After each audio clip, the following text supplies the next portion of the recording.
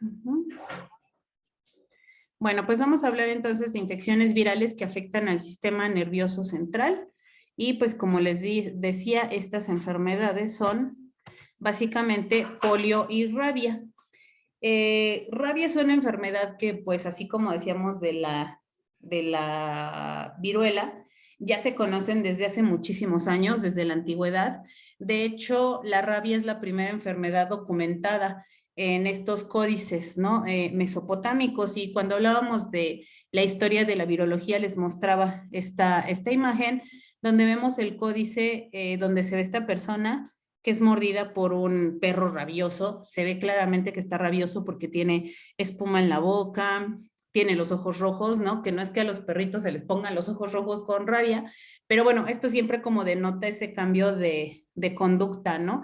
Y la posición también en la que está el perro, pues te habla de la sintomatología de la enfermedad. Y pues bueno, se ve aquí esta persona mordida por rabia y pues obviamente incluso con esa angustia, ¿no? Reflejada en el rostro de que te habla de la gravedad de la enfermedad. La rabia es 100% mortal, o sea, no es como, como incluso la viruela era menos, menos mortífera, ¿no? Que lo que es esta rabia, o sea, te daba rabia y ya, te morías porque te morías, ¿no? Y te morías de rabia. Entonces, pues sí, es una enfermedad grave. Esta no es una enfermedad que se haya podido erradicar, pero afortunadamente ya no tenemos casos en humanos, ¿no? Ahorita también vamos a hablar un poquito de eso. La poliomielitis también es una enfermedad que ya se conoce desde hace muchísimo tiempo. Uh-huh. Se tienen registros desde los 1400 antes de Cristo y, por ejemplo, entre los griegos, los romanos, los egipcios, pues se hablaba de esta enfermedad, ¿no? De hecho, por ahí hay algunas momias egipcias que se han conservado que presentan estos rasgos. Por ejemplo, esta pierna así como más, pueden ver ustedes a comparación de la pierna, que sería la pierna derecha, la pierna izquierda está, se dice tullida, ¿no? Como que chueca, se ve claramente menos desarrollada, muy delgado y vean la posición del pie como arqueado, ¿no? Entonces, incluso esta persona pues está utilizando un bastón porque pues obviamente de esta manera se ayuda a caminar correctamente. Esto es una secuela característica de esta enfermedad, ¿no? De la polio. Vamos por partes y no vamos a ir así como que revolviendo todo, vamos a hablar ahorita exclusivamente del virus de la rabia. Y alguna vez decía una amiga que se dedicaba a estudiar este virus, se dedicaba a hacer vacunas comestibles contra este virus. Decía que este virus es malo hasta en su forma, a diferencia de otros virus que hemos visto que son pleomórficos, que son esféricos, que son totalmente tubulares, ¿no? Este virus tiene forma de bala, ¿no? Vean, aquí como que esta parte como más planita y vean esta parte como cónica, ¿no? Entonces tiene forma de bala. Es un virus que se ha envuelto, vean aquí su membrana. En la membrana tiene una proteína, que es la glicoproteína. Inmediatamente abajo de la membrana tiene la matriz. Vean, aquí está la matriz, está verde. Y después viene la cápside helicoidal.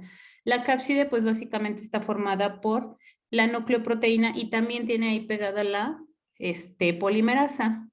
Este virus tiene un genoma de una sola cadena de RNA de polaridad negativa. Entonces, en su ciclo de multiplicación se parece, por ejemplo, al virus de paperas, al virus ébola, se parece a sarampión, todos estos, ¿no?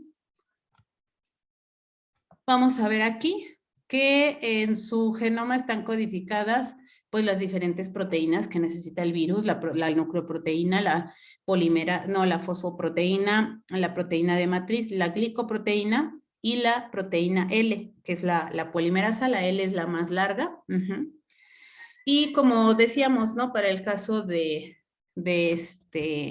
paperas, aquí no se sintetiza un solo mensajero que se corta, ¿no? Como en diferentes proteínas, bueno, una vez que se codifica la proteína, sino que aquí se sintetizan diferentes mensajeros para cada uno de los genes y después para la replicación del genoma, pues se tiene que hacer una copia, ¿no? De cadena positiva para que ahora me sirva como molde para las cadenas negativas. Entonces aquí está como el virus entra por endocitosis, se libera el genoma lo primero que va a suceder es que se transcribe, o sea, se sintetizan los RNAs mensajeros para cada una de las proteínas, después viene la transcripción, después la replicación, como les decía, aquí vemos este intermediario positivo y a partir de este intermediario positivo, pues vamos a tener a todas las cadenas negativas. Como ya teníamos las proteínas, pues simplemente esto se ensambla y el virus sale. O sea, sí, súper sencillo, ¿no? Bueno, sencillo entre comillas, ¿no? Ajá. Entonces, bueno, aquí la pregunta es, pues sí, este virus afecta al sistema nervioso central y son sus vías de entrada, ¿no? Bueno, más bien es la forma en la que este virus se replica. Pero ahora la cosa es cómo llega este virus justamente al sistema nervioso central. Eso le toca por ahí también al equipo 8, si andan por acá, que nos platiquen de una vez. ¿Cómo este virus le hace para llegar a esa localización anatómica? Profesora, una duda. Sí, ¿Explicamos solo lo de cómo llega o también lo de las etapas? ¿cómo las etapas? Pues a ver lo que traigan preparado. Ah, muy bien, ok. Ajá.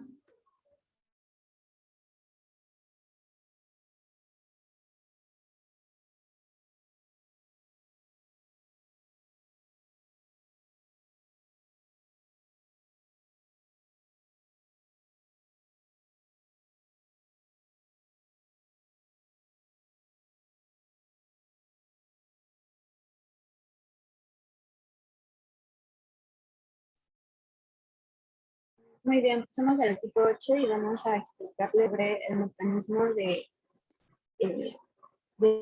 llegada del virus, de la rabia, al sistema nervioso central. Y bueno, lo que les habíamos preparado era pues desde el inicio, las características generales que pues las acabamos de ver con la profesora, pero pues la familia a la que pertenece el virus de la rabia es Rhabdoviridae, y este viene del griego bastón, y el género es Lyssavirus, que es del griego locura, y vemos que está relacionado con esto que nos mencionaba la profesora, debido a la sintomatología que presenta los animales, que es esta conducta violenta e irritable de los perros que se veía. Y bueno, de manera general es un virus envuelto con una nucleocápside que se enrolla de manera helicoidal, y de hecho este enrollamiento da un aspecto de estriamiento al observarse imágenes en microscopía electrónica. Y bueno, vemos que son 5 proteínas para las cuales va a codificar su genoma. El genoma también ya se mencionó, es RNA de una sola cadena y es de polaridad negativa y que tiene esta forma característica de válvula. Y de forma general también está el genoma, que también ya se mencionó, que va a codificar para cada uno de los genes para un RNA mensajero diferente, y no se codifica un RNA completo y ya después se procesa, sino que son diferentes los RNA mensajeros que se codifican.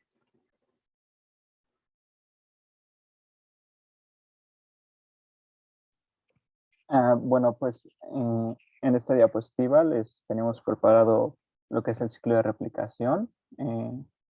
Y bueno, para enfatizar un poco algunos procesos bueno, y agregar un poco más de información de lo que ya había mencionado la profesora, pues es importante mencionar que este virus de la rabia, pues inicia su ciclo cuando se une a receptores de lipoproteínas de baja densidad, o bueno, también se ha descrito que se puede unir a receptores de acetilcolina de tipo nicotínico, también algunas moléculas de adhesión de células neurales y otros más. Bueno, pues como mencionaron anteriormente la profesora, pues su material genético de este virus es RNA de polaridad negativa. Necesita sintetizar un RNA de cadena positiva. Y bueno, también algo importante que agregar es que el RNA que codifica para la proteína G se va a traducir en ribosomas que se encuentran en el retículo endoplásmico. Y bueno, por otra parte, los RNA restantes de este virus se van a traducir en ribosomas que se encuentren libres en el citoplasma.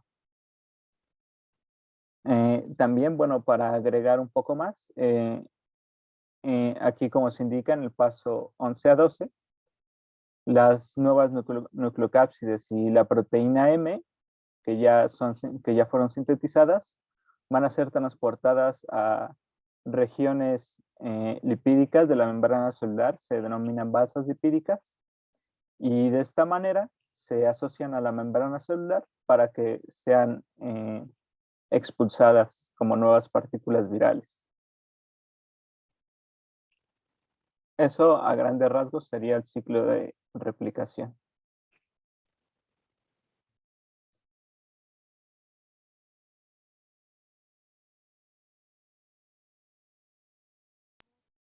Bueno, ahora vamos a ver el mecanismo de diseminación por el sistema nervioso, que bueno, para este proceso pues obviamente se comienza por la inoculación del virus, que este se puede dar a través de diversos mecanismos. El más común pues sería como la mordedura de un perro rabioso que tenga este virus, aunque también pues se puede dar de diversas formas. También, por ejemplo, una sería por aerosoles en cuevas con murciélagos que tienen rabia, o por trasplantes de tejidos o inoculación de mucosas, etcétera. Pero bueno, comenzamos entonces con la inoculación. Aquí va a ser importante la cantidad de partículas que infecten y la zona en que se infecte. O sea, es más peligroso si es una región más cercana al cerebro. Y bueno, posteriormente va a comenzar la replicación vírica en el músculo, en donde se haya dado esta inoculación. Y esta replicación dura de días hasta un mes más o menos, en lo que se va replicando, y posteriormente se va a dar una transmisión pasiva por el transporte axoplásmico retrógrado, y va a llegar a ganglios raquídeos dorsales y a la médula espinal. Y bueno, una vez que ha llegado a esta zona, muy rápidamente se va a infectar el cerebro. Y ya cuando se llega a esta parte, pues ya es muy riesgoso y probablemente se produzca la muerte.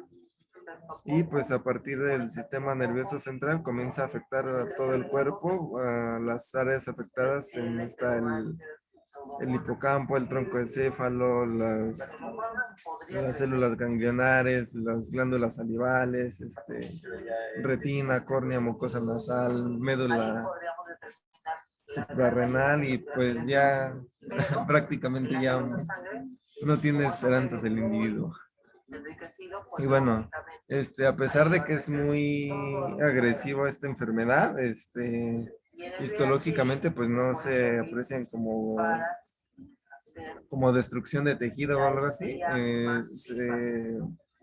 El signo característico serían estos corpúsculos de Negri o cuerpos negros, donde son como inclusiones en las células que van a tener proteínas y estas estructuras de los virus formándose. Y bueno, nuevamente, pues aquí podemos ver una imagen con microscopía electrónica, donde se pueden ver estos virus que ya nos mencionaba la profesora, que tienen como forma de bala. Bueno, yo encontré que era como una forma parecida a la cilíndrica y que con simetría radial, pero pues creo que con forma de bala, pues todos lo ubicamos rápidamente.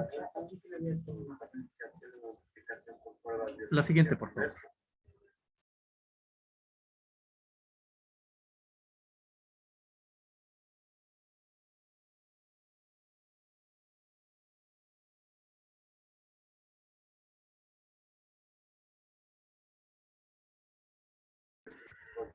Bueno, y por último, lo que falta de cubrir es el modo de transmisión. Como ya se comentó durante la exposición, el principal método de transmisión de este virus es mediante heridas que son causadas principalmente por animales infectados, los cuales, al igual, al presentar un daño neurológico, van a tener un aumento en la agresividad, por lo que es más fácil que se lleve a cabo esta infección. Pero no es el único tipo de transmisión. Siempre que haya un contacto de las mucosas con el virus, se va a llevar a cabo. Por ejemplo, también se ha reportado que los perros que tienen rabia, si lamen a sus dueños en una herida abierta, también este es un método de transmisión. Puede darse igual, como ya comentó mi compañero, mediante aerosoles que son infecciosos, que esto principalmente afecta a aquellos que exploran cuevas y bueno, es el mecanismo principal en los murciélagos. Y también se han reportado pues menos casos de que puede llevarse a cabo un modo de transmisión sexual, obviamente porque bueno, el virus tiende a replicarse bastante en varias glándulas del cuerpo. La siguiente, por favor.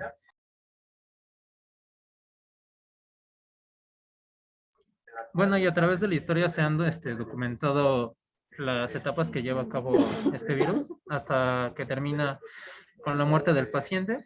Y principalmente son estas tres. La primera es la etapa de incubación, que comienza desde el mordisco o bueno, la introducción del virus al cuerpo, que bueno, va a durar en un promedio de 1 a 3 meses. La fase prodrómica, que en esta tiene un periodo más corto, que son de 2 a 7 días. Y por último, la fase neurológica, en la cual también tiene este promedio de tiempo. Y bueno, esto va a llevar a la muerte, en donde podemos ver que la mayoría de los casos que no tienen un tratamiento, pues van a terminar expirando. La siguiente, por favor. Bueno, en la fase de incubación, en esta, como ya habíamos mencionado, al entrar el virus dentro, va a empezar una replicación silenciosa, por lo que se va a mantener principalmente en el músculo y en la zona cerca de donde fue la inoculación. Aquí casi no se ha descrito pues mucha sintomatología, más que puede ser el ardor de la mordida o de la herida, al igual que puede presentarse fiebre. Siguiente, por favor. La fase prodrómica, esta tiene pues una gran importancia porque es decisiva para, en el caso de que se quieran administrar ciertos tratamientos a las personas, ya que con cada día que se pierde en la fase prodrómica es más probable la muerte. En este caso sí se presentan más síntomas que con la fase anterior. Los más comunes suelen ser el dolor de la cabeza, fiebre, sudoración y también el picor o la comezón cerca del lugar en donde se fue hecha la herida. Como les había mencionado, si no comienza el tratamiento rápidamente, pues el paciente tiene muchas probabilidades de morir. Siguiente, por favor.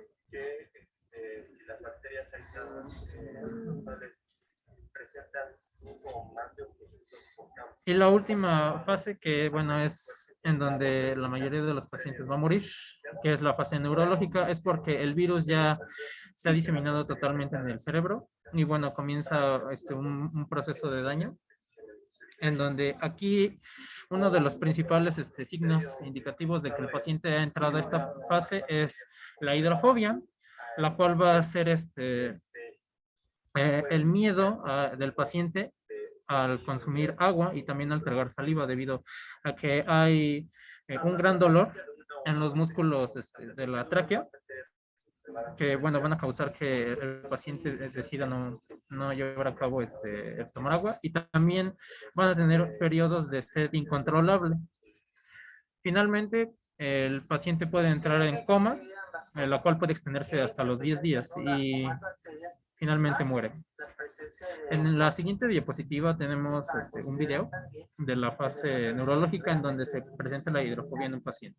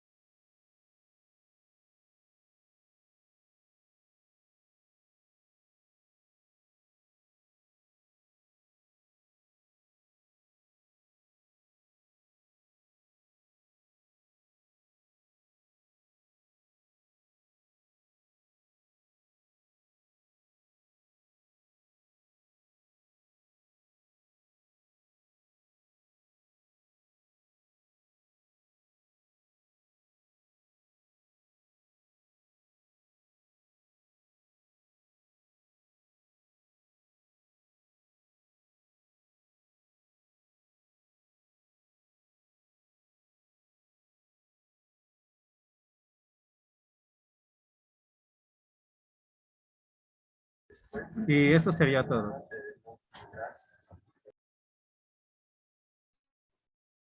Una cosa que me gustaría añadir es que, como nos mencionaron, en ese transporte que lleva a cabo el virus desde el sitio de inoculación hasta que llega al sistema nervioso central, se reporta que es a una velocidad de 3 milímetros por cada hora. Entonces sería como de 5 centímetros por día aproximadamente. Sin embargo, algunos otros autores refieren que es de 8 a 20 milímetros por día. Entonces, vemos cómo pues iba o sea, sí va rápido, y que la sintomatología o la gravedad de esta enfermedad va a depender en este sentido, pues de la proximidad en la que se va a presentar la inoculación, y de la proximidad al sistema nervioso central, y pues de la cantidad también del inóculo, que pues esta última vemos que está referida en muchas otras enfermedades.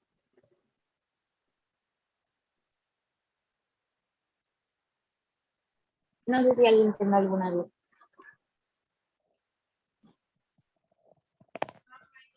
Comentarios.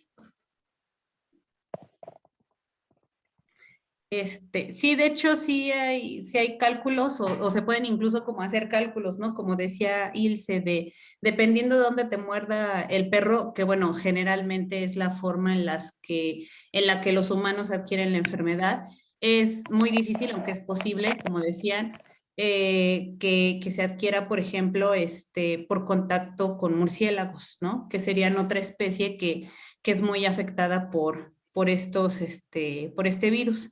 De hecho, se considera que el murciélago es el reservorio natural.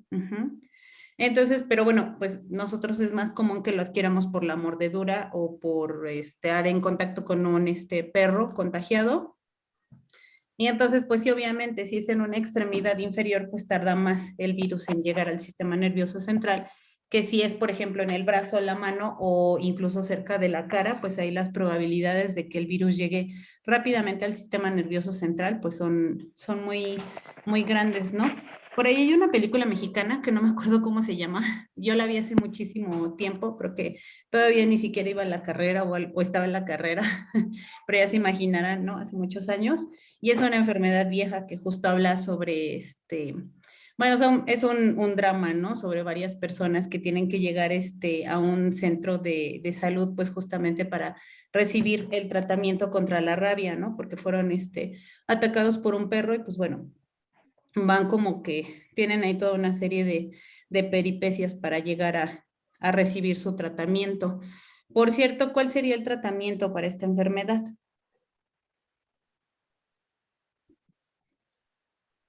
Pues Bueno, el bueno, tratamiento... bueno, adelante, Marco. gracias, Santiago. Bueno, yo había leído un poco de información sobre el tratamiento, consiste básicamente en la administración de vacunas, pero estas deben de ser como en un periodo de tiempo eh, corto a partir de que se dio la infección,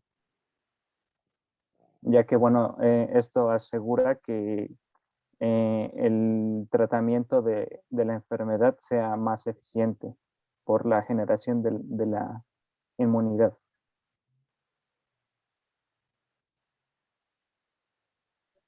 Exactamente, en el caso de este virus, el tratamiento es la vacuna. Ujú. Entonces sería como un ejemplo de vacuna, bueno, de cómo las vacunas pueden ser terapéuticas. Y bueno, todo es porque, como ya nos decían, pues aquí sí, el animal nos va a morder y lo primero que va a suceder es que el virus se va a replicar en el músculo, ¿no? Del músculo, pues el músculo está inervado, como pueden ver en esta parte, y es entonces como el virus puede pasar directamente al sistema nervioso central. Aquí sí hay que destacar, como nos dijeron sus compañeros, ¿no? Que aquí el virus no va a tener la patogénesis que nosotros ya decíamos, o yo les decía, ¿no? Es que todos los virus siguen el modelo descrito por Fenner, justo este no. Uh-huh. Este sí es como nosotros de repente nos imaginábamos tal vez en un inicio, que de donde tienes la lesión, de ahí va subiendo o se va diseminando el virus, pues como al lado, al lado, al lado. Aquí sí sucede así. Aquí el virus no se disemina a través de los ganglios y a la sangre y que de la sangre llegue al sistema nervioso central, sino que más bien aquí sí el virus sube o va subiendo por los nervios, ajá, como ya nos decía Ilse, a una cierta velocidad.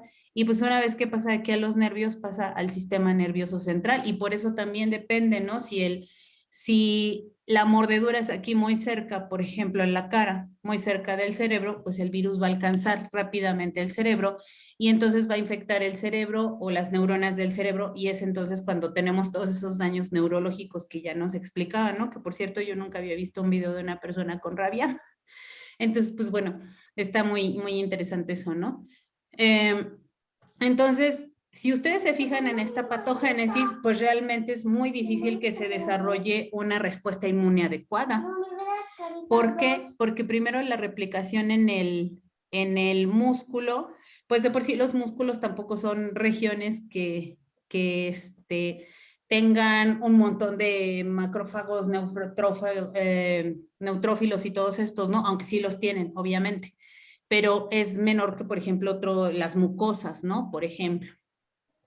Entonces aquí, pues una vez que la infección llega al sistema nervioso central, pues es casi imposible, ¿no? Que el sistema inmune se dé cuenta que hay una infección y realmente no se monta una respuesta inmune adecuada y por eso es que el grado de mortalidad de estos pacientes pues es muy, muy alto, ¿no? Por no decir que pues es prácticamente seguro que te mueras.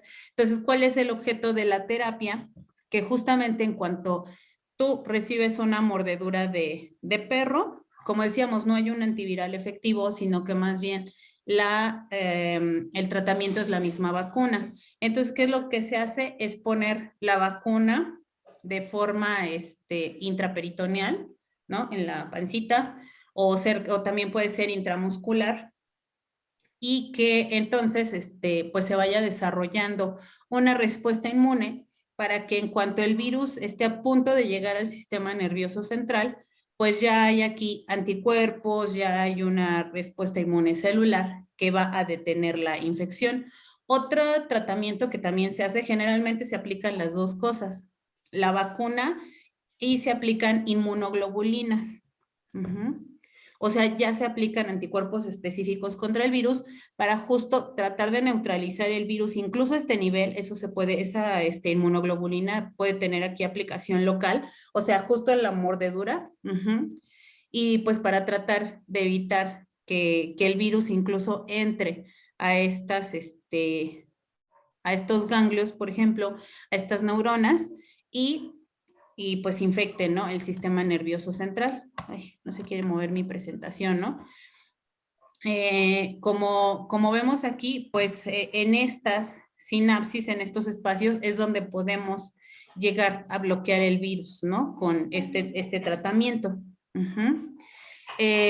Pues bueno, si nos remontamos un poquito a la historia, pues ya sabemos que pues desde 1885, gracias a Pasteur, pues contamos con la primer vacuna contra la rabia y que además fue la primer vacuna atenuada que fue elaborada deliberadamente, o sea, Pasteur trató o buscó, ¿no? Deliberadamente de atenuar a este virus. Y pues bueno, gracias a eso, pues obviamente, bueno, y entre otras cosas, ¿no? Pasteur tiene mucha fama, pero bueno, creo que esto fue como su máximo logro científico. Creo que por ahí comentábamos, ¿no? Que si en los tiempos de Pasteur se hubiera dado el Nobel, él se hubiera ganado como 3 o 4, ¿no?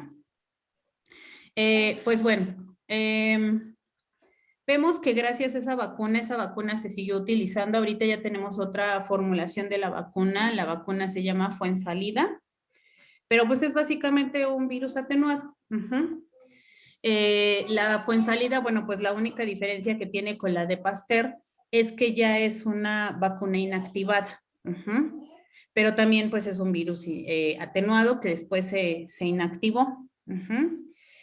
Todavía, bueno, estos son datos que se tienen del 2007, que vemos que pues realmente todavía prácticamente la rabia está presente en todo el mundo, pero realmente ya está bajo control.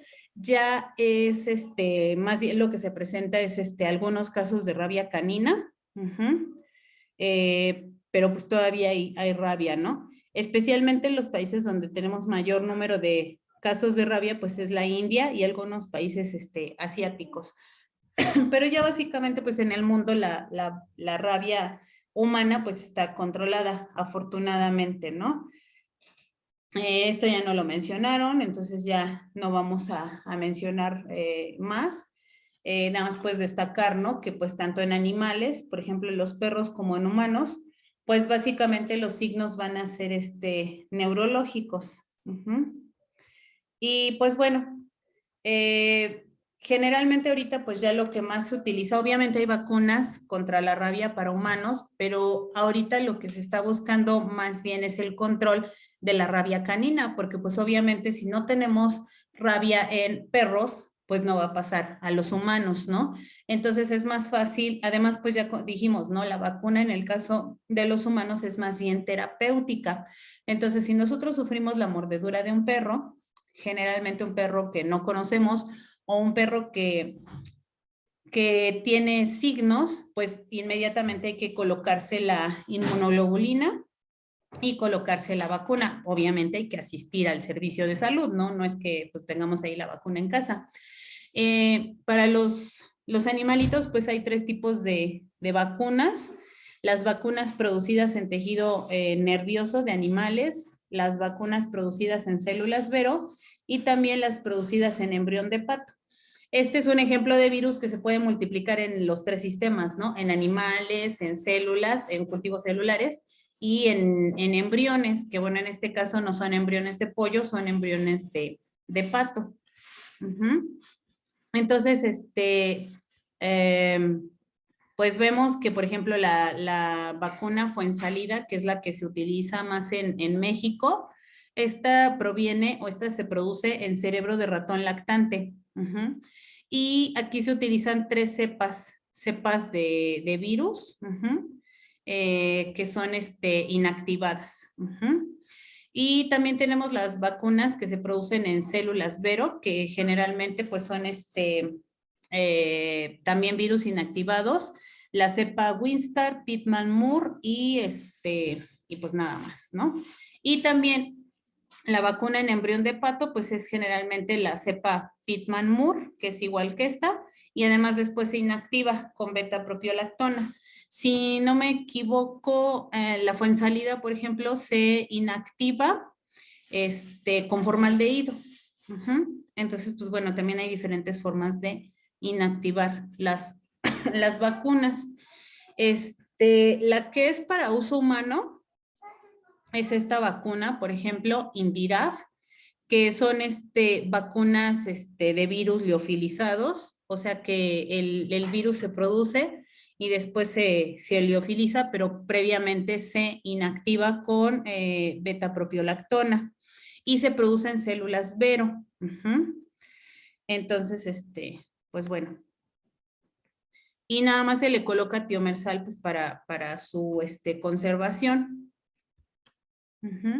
Y lo que se hace es poner la inmunoglobulina, como les decía, y también, además de la inmunoglobulina, se ponen 4 dosis de la vacuna antirrábica, que es justo el día de la exposición o el día de la mordedura, luego a los 3 días, a los 7 días y a los 14 días. Este ha sido como que el esquema más, ¿cómo decir?, adecuado para prevenir la rabia, ¿no? Y pues bueno, ustedes saben, o yo espero que no haga falta decirlo, que pues en el caso de los animales, pues la vacuna es universal, es gratuita y además pues es obligatoria.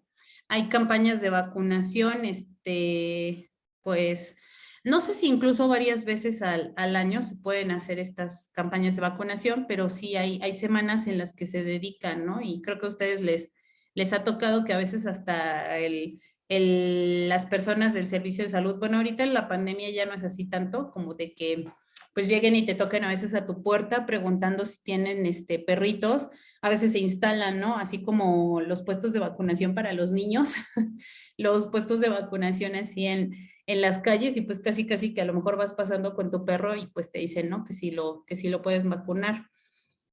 Ahora en la pandemia a mí me tocó ver un día una camioneta, ¿no? Por ahí por cerca de mi casa, su casa, me tocó ver una camioneta, ¿no? Que estaba con un altavoz, pues diciendo que llevaban la vacuna antirrábica y que pues se invitaba a los vecinos, ¿no? A ponerles la vacuna a sus perros.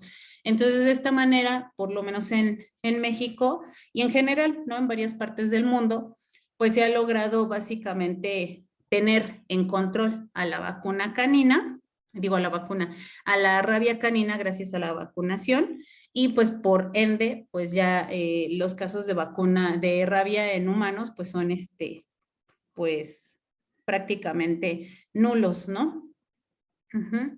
¿Cuál es la vacuna que se les pone a los perros? Pues generalmente pues es incluso la cepa, ¿no? Con la que trabajó Pasteur. También es inactivada con beta-propiolactona. Y pues bueno, acá sí se les pone un adyuvante. Recuerden que en el caso de los humanos ya los adyuvantes ya están prohibidos porque pues te generan una mayor reacción, pero en el caso de los animales pues sí está, todavía se usa, ¿no? Este tipo de adyuvantes, por ejemplo el fosfato de aluminio.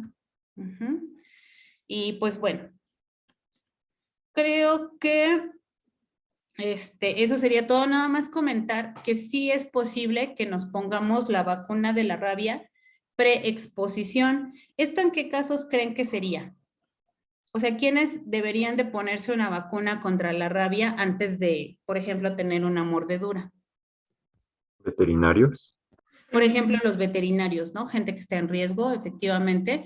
Si los veterinarios pueden llegarse a poner vacunas preexposición, pues justamente, ¿no? Para prevenir pues toda esta cuestión.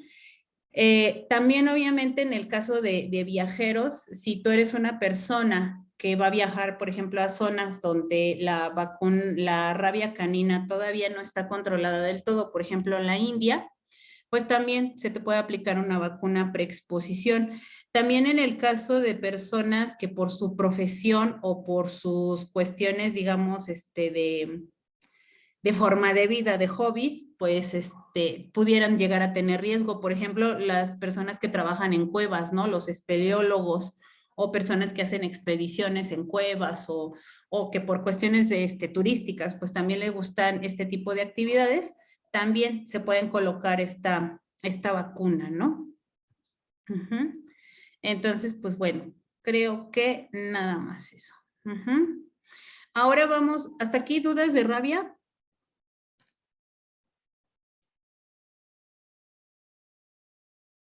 ¿No? No, profesor.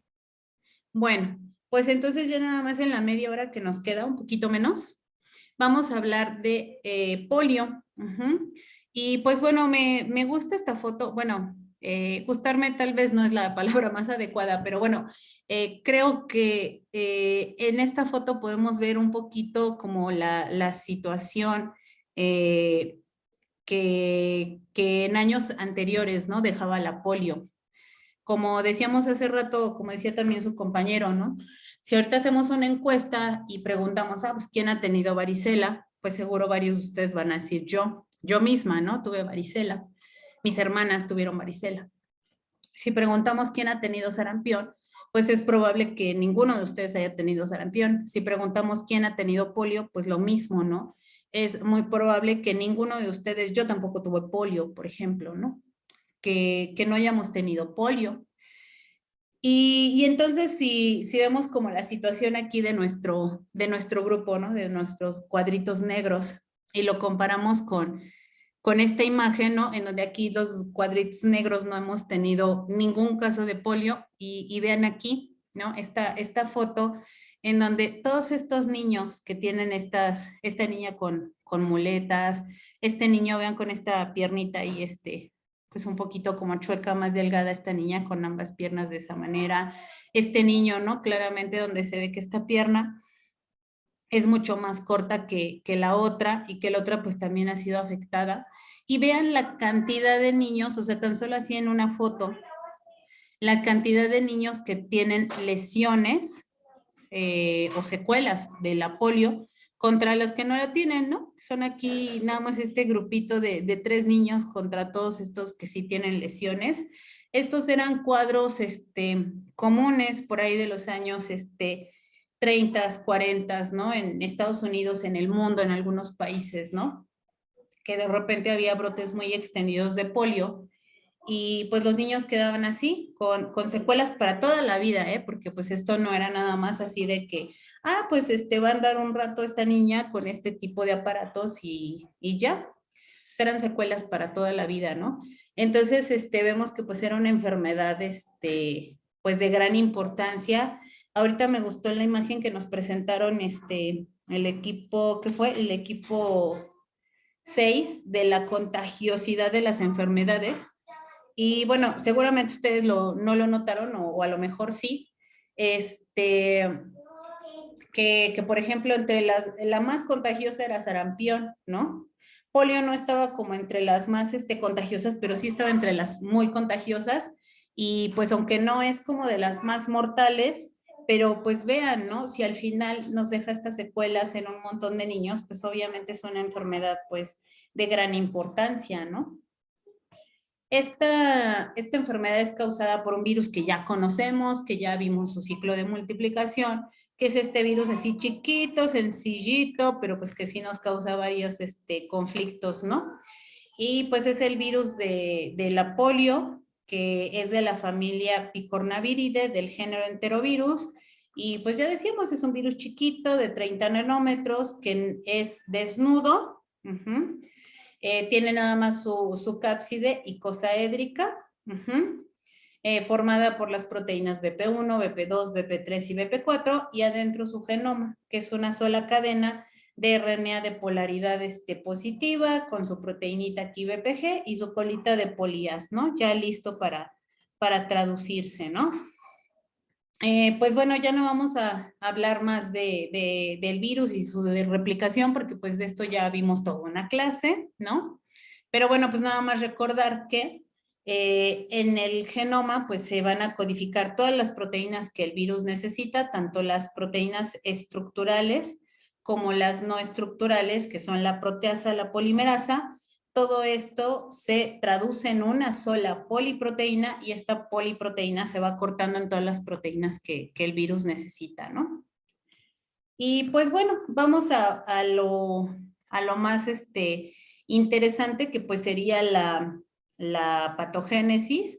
Este virus, a diferencia del virus de la rabia, que decíamos que entraba directamente al sistema nervioso central y de ahí se iba diseminando hasta, bueno, entraba directamente al sistema nervioso, no, más bien periférico, de ahí se va diseminando al sistema nervioso central.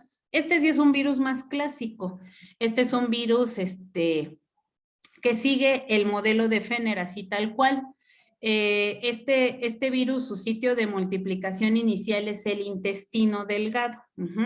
Porque este virus generalmente lo vamos a recibir o va a entrar al organismo por la mucosa oral, o sea, lo consumimos. Puede ser en alimentos contaminados, en agua, ¿no? Entonces es un virus que nos va a llegar por vía orofecal. El virus se va a multiplicar inicialmente en el intestino, en el intestino delgado.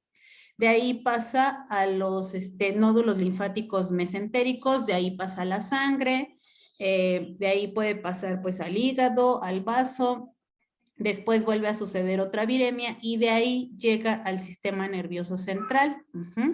Y también se va a multiplicar otra vez en el intestino delgado. Entonces este virus va a salir por las heces y de nuevo es como va a infectar a otra persona, ¿no? Como dice aquí, excreción en heces.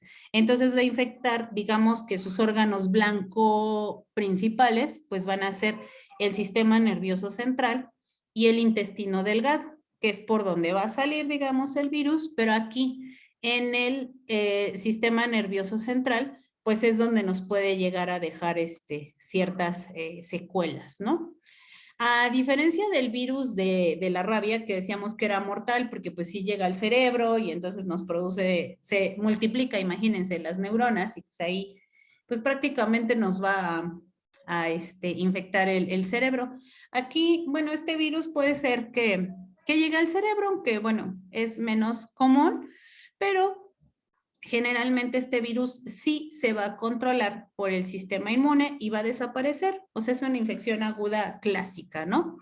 Entonces, ¿cuál es el problema con este virus? Pues si al final, bueno, pues total, sí nos infecta el sistema nervioso central, nos infecta, por ejemplo, la médula espinal, pero pues al final va a desaparecer, ¿no?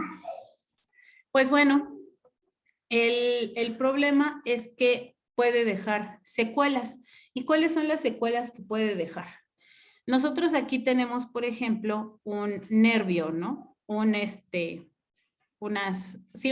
que está infectado. Bueno, más bien este es normal, perdón. Este es un nervio normal y vean que pues obviamente para que llegue aquí a comunicarse con el músculo, pues va a tener aquí una cierta inervación por neuronas. Estas neuronas, cuando tenemos polio, pues son infectadas, ¿no? Y algunas de ellas pueden llegar a desaparecer, tanto porque se lisaron por la presencia del virus, cuando el virus está multiplicando, o también puede ser que, pues al controlarse esta infección por el sistema inmune, pues estas células hayan sido destruidas, por ejemplo, por los linfocitos citotóxicos, ¿no? O por las natural killer o no sé, cualquiera de estas células del sistema nervioso.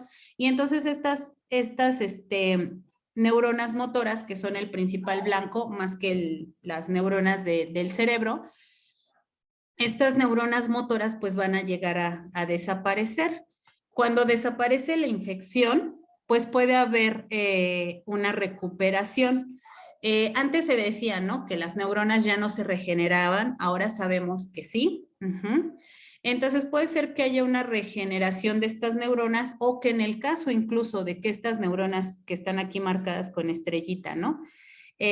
No se hubieran recuperado, pues puede ser que aquí los axones de las otras neuronas que quedaron, pues sí, se recuperen y entonces pues esta persona no va a tener secuelas, esta persona no va a tener ningún daño. Pero es posible que en algunas personas estas neuronas no se recuperen o no se recuperen estas conexiones neuronales entre esta neurona y esta. Aquí como se ve con estas líneas punteadas. O sea, tal vez estas conexiones ya no se recuperan. Y entonces, si ya no se recuperan las conexiones entre lo que es el nervio y el músculo, por ejemplo, de una pierna o de un brazo, ¿qué es lo que va a suceder con esa extremidad? ¿O qué creen ustedes que pueda llegar a suceder? Pues ya no va a realizar su función. Exactamente, ya no va a realizar su función y pues ustedes saben que pues este órgano que no se usa se atrofia y más bien eso es lo que va a suceder con estos músculos, que como estos músculos ya realmente están perdiendo la conexión, aunque tienen por ejemplo todavía esta neurona y esta neurona, están perdiendo la conexión con el nervio, digamos, general, por ejemplo, con la médula ósea, con la médula espinal, ¿no? Entonces, como están perdiendo esa comunicación, estos músculos ya no se van a mover, no se van a usar, van a tener una parálisis que no se va a recuperar. Y entonces eso es lo que va a causar que este músculo se vaya degenerando. Como el músculo se va degenerando, pues obviamente ya no hay movilidad, por ejemplo, tampoco del hueso, de las articulaciones, y eso también puede ocasionar a que el hueso no se desarrolle adecuadamente, las articulaciones pues también ya no se muevan y realmente esta extremidad queda inutilizada, ¿no? Y entonces se contraen los músculos, básicamente contraen, como dice aquí, también la rodilla. También esta contracción de los músculos hace que el pie, en lugar de estar así con la posición normal, ahora esté como muy derecho y pues vamos a tener estas lesiones características, ¿no? Lo mismo puede suceder en los brazos. En la gran mayoría de los casos lo que sucede es que es una extremidad la que se daña, generalmente las extremidades inferiores, aunque también puede ser una extremidad superior. Es como menos común que sea, por ejemplo, aquí como está en la imagen, ¿no? Una extremidad superior y una extremidad inferior, aunque bueno, también puede pasar, ¿no? Pero lo más común es que sea una sola extremidad. Entonces, pues bueno, obviamente esta contractura de la pierna, del brazo, no ocurre inmediatamente después de la enfermedad. O sea, no es que te enfermes de polio y a la semana ya tengas contraído el brazo o la pierna, ¿no? Sino que obviamente este es, como dice aquí, un síndrome post-polio y son secuelas de la enfermedad que pues van a durar para toda la vida, que pues se van a ir notando. Entonces, como ustedes también pueden ver o se pueden imaginar, tampoco había forma de saber, ¿no? ¿Qué niño iba a desarrollar este tipo de lesiones? Obviamente, entre más grave fuera la enfermedad, o sea, si se veía que el niño generalmente había sufrido más daño durante la enfermedad, había sido más grave. Generalmente si el niño había padecido de parálisis aguda durante la enfermedad por polio, porque muchas veces eso sucedía, ¿no? ¿Cuáles son los síntomas de polio? Pues diarrea. También podemos tener fiebre, dolor articular, dolor corporal. Entonces, pues si más era el daño, si también había parálisis de alguna de la extremidad, pues obviamente era más común, ¿no? O había mayor probabilidad de observar este síndrome postpolio, pero no era nada seguro y no había forma como de saber quién lo iba a desarrollar y pues tampoco había forma de prevenirlo, ¿no? Cuando, bueno, como les decía, ¿no? Se le conocía a esta enfermedad como un resfriado de verano porque pues presentaba todas estas sintomatologías como de resfriado, pero no era estacional, no era como veíamos el resfriado común, ¿no? Que se presentaba generalmente cuando había frío, sino que se podría presentar en cualquier época del año, por eso se le llamaba resfriado de verano. Ay, déjenme ver, alguien comentó algo en el chat. Ah, dice Rafael que por qué afecta principalmente a los miembros inferiores. No lo sé. Debe ser seguramente una cuestión de la conexión. Como tampoco recuerdo mucho mis clases de anatomía, pero debe de haber una mayor cantidad de neuronas motoras en estos nervios, ¿no? Comparado con los de los brazos. Entonces, seguramente tiene que ver con eso. Como tiene una mayor cantidad de neuronas motoras, pues la infección tal vez será más importante en estas regiones corporales, ¿no? Pero como les digo, en realidad también puede suceder con cualquier extremidad, pero sí es más común en los miembros inferiores.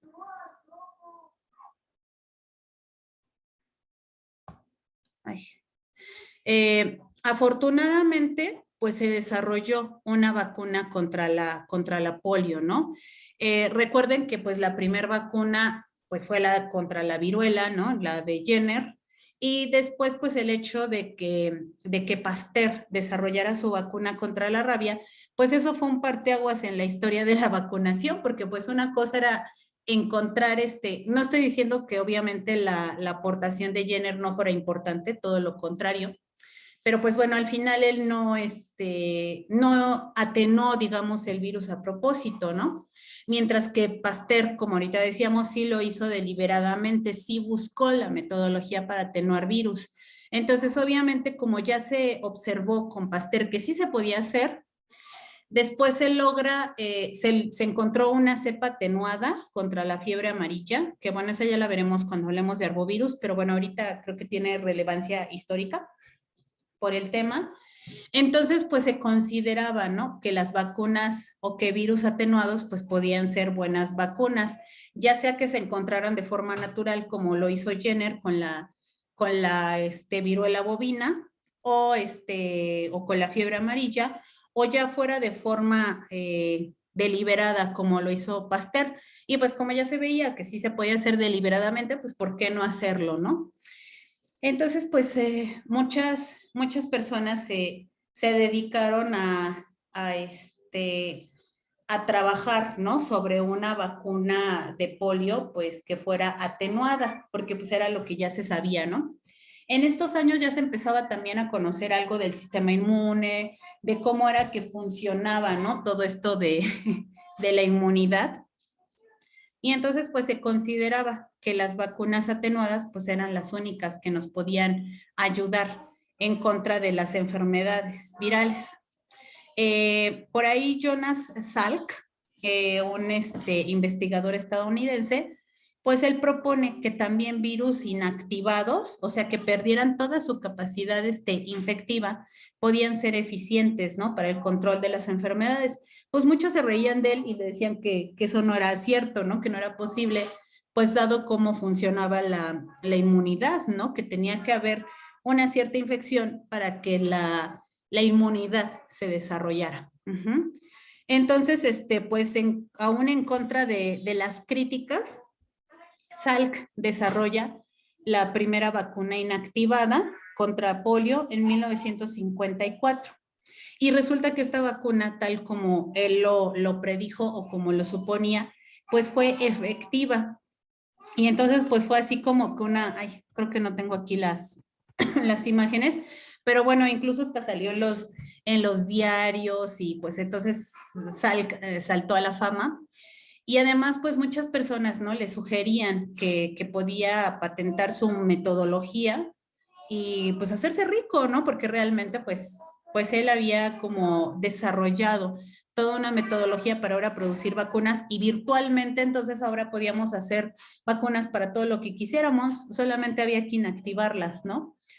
Pero bueno, pues Salk decide no patentar esta vacuna y simplemente liberar esta metodología a toda la población, porque pues él decía que la ciencia, más que estar al servicio de los investigadores, pues tenía que estar al servicio de la gente, ¿no? Y entonces él prefirió que esta vacuna se pudiera producir de forma más barata en todos los países, que pues patentarla y que le tuvieran a él que pagar por su formulación, ¿no? 5 años después, Sabin desarrolla su vacuna atenuada y pues gracias a estas dos vacunas pues se logró el control de esta enfermedad al grado de que, como decíamos ahorita, ¿no? Afortunadamente nadie de nosotros pues ha padecido polio y ya prácticamente es muy raro ver a niños que tengan estas secuelas, porque otra cosa que se observó con la vacuna es que, bueno, hay 3 tipos de polio, polio 1, polio 2, polio 3, que son diferentes serológicamente hablando. Es decir, que no necesariamente la vacuna de la cepa de polio 1 te va a proteger en su totalidad contra polio 2, pero se vio que incluso aunque no hubiera una protección total, pues por lo menos la gravedad de la enfermedad disminuía. Entonces, pues afortunadamente también hemos controlado en gran medida esa polio con parálisis flácida y posteriormente pues las secuelas, ¿no? Que deja esta polio. 1988 y después del éxito de la erradicación de la viruela, pues se propone, ¿no? Que se puede hacer ahora la erradicación mundial de la polio. Pero pues de nuevo, así como decíamos de otras enfermedades, no se ha logrado la erradicación, ¿no? Pero afortunadamente, pues sí se ha podido controlar esta enfermedad, pues como decíamos ahorita, ¿no? Al grado de que realmente ya no tenemos casos, ¿no?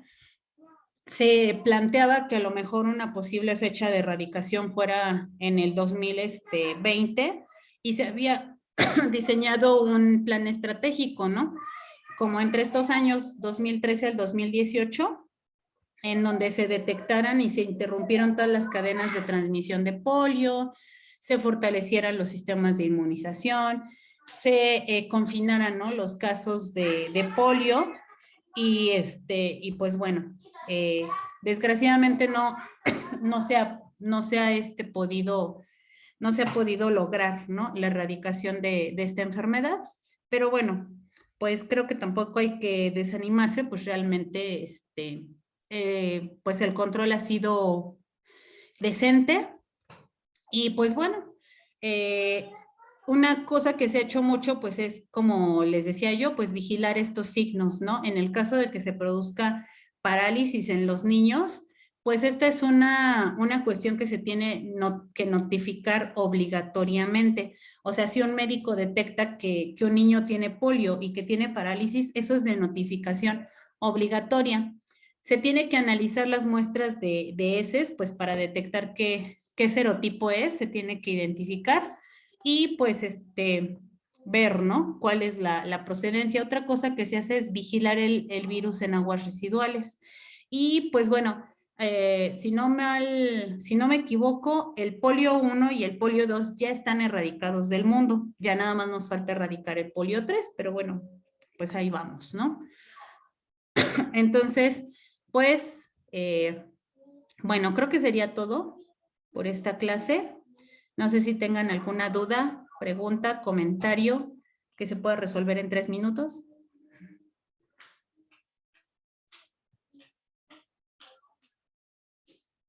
¿No?